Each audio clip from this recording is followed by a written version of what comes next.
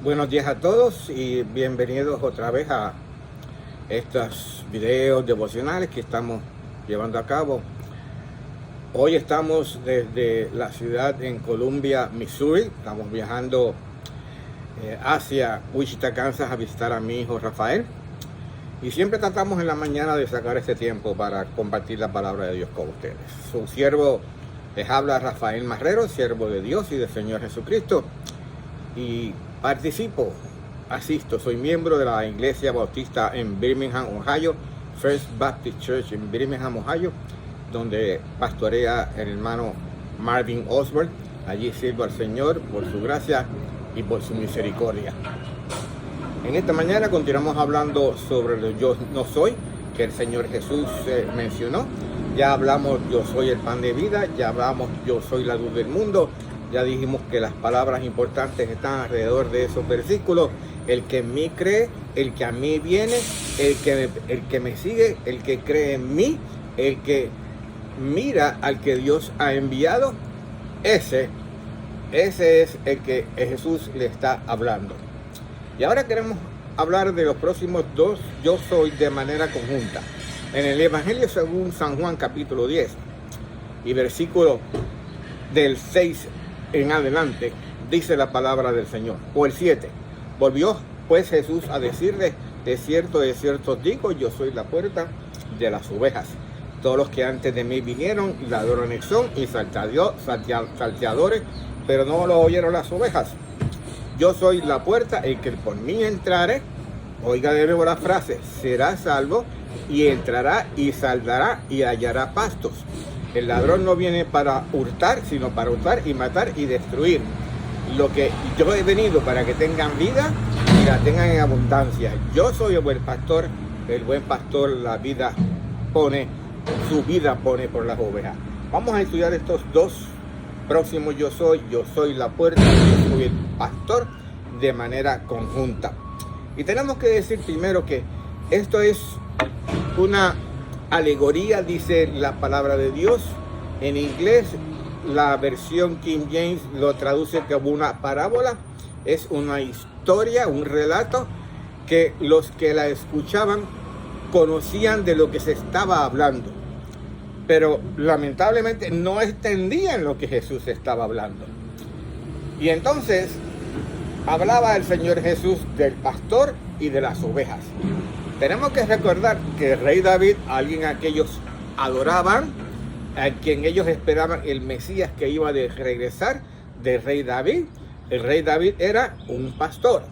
Tenemos que recordar que cuando nació Jesús, el ángel se acercó primero a los pastores que estaban en aquel lugar llevando sus ovejas y les mencionó sobre el nacimiento de Jesús. Fueron los primeros que oyeron sobre el nacimiento de Jesús y los primeros que fueron a ver a Jesús. Así que ellos entendían esta enseñanza, el pastor y las ovejas. Y también ellos entendían de esta enseñanza, como mencionamos, porque el rey David fue el autor de un famoso salmo, del salmo quizás más conocido en todo el mundo por todas las personas y más por los creyentes, Salmo 23. Me acuerdo del Salmo 23 porque cuando asistía a la iglesia en Puerto Rico, aún de niño, mi madre Olfa me llevaba constantemente, iba conmigo, yo iba con ella a la casa del Señor a escuchar la palabra de Dios, a estudiar la palabra de Dios desde niño. Y ahí aprendí el Salmo 23. Es más, en una clase me la tuve que aprender de memoria para entonces presentarlo frente a un grupo de otros niños, y me gané un Nuevo Testamento. Ese fue mi primer Nuevo Testamento que pude tener. Vamos al Salmo 23, porque los judíos que estaban escuchando podían relacionarse con la idea del pastor y las ovejas. Salmo 23. No lo voy a decir de memoria, porque mi memoria hoy en día quizás no estará mejor, pero sí sabemos que empieza como: Jehová es mi pastor, nada me faltará. Jehová, el que existe, recordemos el nombre de Dios en el Antiguo Testamento, el yo soy, Jehová, que significa el que existe, ¿bien? Jehová es mi pastor, y lo hace personal David. Jehová es mi pastor. El que existe es mi pastor y nada me faltará. Jehová es mi pastor y nada me faltará. David dependía completamente del Señor Jehová, del Señor Dios, para caminar, para poder hacer lo que Dios le había encomendado hacer. Nada me faltará. Recordemos, Jesús dice, yo soy el pan de vida, hablando del sustento. Todo lo que tenemos, todo lo que alcanzamos, todo lo que somos, Dios nos lo provee. Cualquier necesidad que tengamos, no importa la que sea, Dios está allí para proveerlo. Necesidad, no hablo de caprichos, no hablo de gustos, sino de necesidad. Dios está allí para proveerlo. Nada me faltará. En lugares dedicados pastos me hará descansar. Junto a agua de reposo me pastoreará. Descanso y reposo. Algo que todos necesitamos en estos tiempos, en estos días, a veces más que antes. Bien, descanso y reposo. Junto a aguas de reposo, dice, me pastoreará, me guiará, me llevará. En lugares dedicados pastos me hará descansar. Si necesitamos un tiempo de descanso, lo tenemos en el Señor Jesús. Si necesitamos un tiempo para poder reposar, lo tenemos en el Señor, en Jehová, en Dios. Confortará mi alma, continúa el salmista. Dará aliento, dará consuelo, dará tranquilidad, dará paz, me guiará por sendas de justicia por amor de su nombre. Él es el quien nos lleva, Dios es el que nos lleva por las sendas que debemos ir, las sendas que son correctas, las sendas que a Él le agrada, las sendas de justicia. No porque nosotros lo merezcamos, no porque nosotros seamos buenos, no porque nosotros hayamos hecho grandes obras, sino porque por amor de su nombre. Y este versículo que todo el mundo lo conoce, aunque ande en valle de sombra de muerte, no temeré mal alguno, porque tú estarás conmigo, tu vara y tu cayado me infundirán aliento. Aunque hay en valle de sombra de muerte, muchas veces se aplica cuando estamos cerca a morir, cuando estamos pasando por enfermedad, que sabemos que vamos a dejar este cuerpo, que vamos a morir físicamente. Aún podemos aplicarlo cuando estamos pasando a través de preocupaciones, cuando estamos pasando a través de situaciones que son difíciles de enfrentar. En ese día, en ese momento, en esos lugares, aunque ande en valle de sombra de muerte, dice el salmista, Rey David, no temeré mal alguno. Y no que no tengamos miedo, sino que sabemos que aún en medio de la tribulación, en medio de la angustia, en medio de los problemas, Dios está con nosotros. ¿Por qué? Porque tú estarás conmigo, dice el salmista. Tu vara y tu cayado me infundirán aliento en medio de ese dolor, en medio de esa tribulación, en medio de esa preocupación, en medio de esas enfermedades. Dios está con nosotros. Dios nos infunde aliento. Y continúa el salmista, aderezas mesa delante de mí en presencia de mis angustiadores.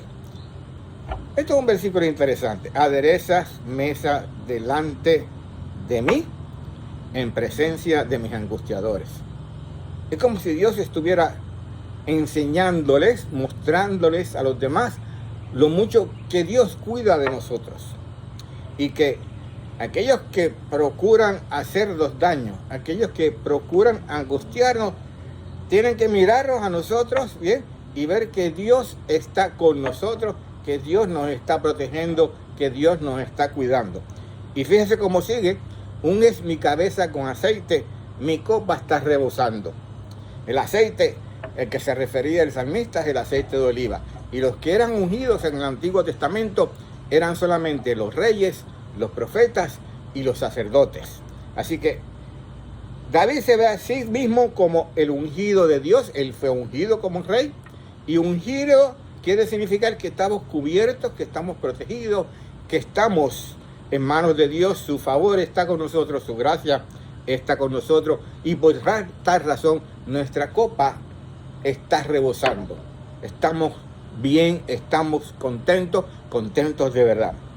Y termina el salmista, ciertamente el bien y la misericordia me seguirán todos los días de mi vida. Tenemos esa palabra de Dios, el bien y la misericordia. Y en la casa de Jehová moraré yo, o moraré por largos días. Y en la casa de Jehová moraré por largos días. Dijo el Señor Jesús: no se turbe vuestro corazón. ¿Creéis en Dios? Creéis en mí también. En la casa de mi Padre muchas moradas hoy hay. Voy pues a prepararlos una, para que donde yo esté, también vosotros estéis. Juan capítulo 14, versículos 1 al 3. ¿Dónde vamos a pasar la eternidad? Junto con Dios, allá donde Jesucristo está preparando un lugar para nosotros estar, o lo vamos a pasar en la tierra, como algunos piensan, que después de la muerte no sucede más nada, o lo vamos a pasar como la Biblia dice, en un lugar que se llama el infierno, donde todos van a estar sufriendo con fuego, quemándolos y sin quemarse, como la zarza ardiente. ¿Dónde vamos a pasar la eternidad? En la casa de Jehová moraré por largos días.